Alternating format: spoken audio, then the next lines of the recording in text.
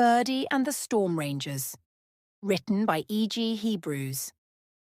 It was a stormy late night in the land of birds, and the yellow phone in Birdy's room began ringing. Birdy picked up the phone, and it was Chuck, the leader of the Storm Rangers. "Hey, Birdy, we have an emergency. Come quickly to the bird tower." Later that night, Birdy and the other Storm Rangers, Chuck, Daisy, and Noah, all arrived at Rangers headquarters. "Everyone, we have an emergency mission," Chuck announced. "Miss Big Bird has lost her baby bird, and we must help them." "Oh no," everyone replied. Birdy, the bravest of the Storm Rangers, determined to rescue the baby bird, grabbed his Storm Ranger jacket and walked outside. After receiving instructions, the Storm Rangers all dropped from the top of the bird tower into the dangerous storm. Noah, known as the Blue Flash, was the fastest of the Storm Rangers. There was also Daisy, the biggest of the Storm Rangers and the strongest bird in the land of birds. Chuck, the leader of the Storm Rangers, was the oldest of the group and one of the wisest birds of them all, directing the mission. Birdy would fly high to the top of the clouds using his special goggles to see during the storm.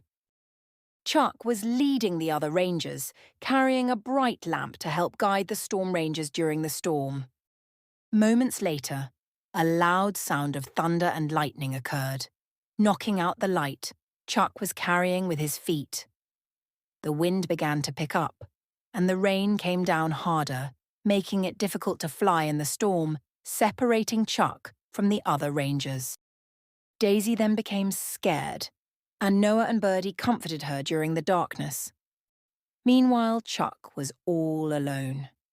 He hovered over the water, trying to devise a plan to save the Storm Rangers. After a few minutes of thinking, Chuck quickly came up with an idea.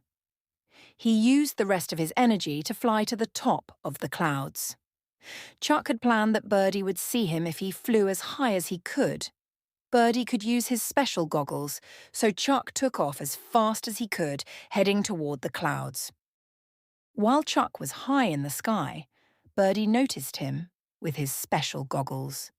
"Hey guys," Birdy said, "I think I can see Chuck." "We must go and help him," Noah replied. Exhausted from using all of his energy, Chuck began falling from the sky. At the last moment before hitting the water, Chuck was saved by the other Storm Rangers landing on the back of Daisy. "We got you, Chuck," said Birdy. After escaping the dangers of the horrific weather, the Storm Rangers focused back on saving the baby bird.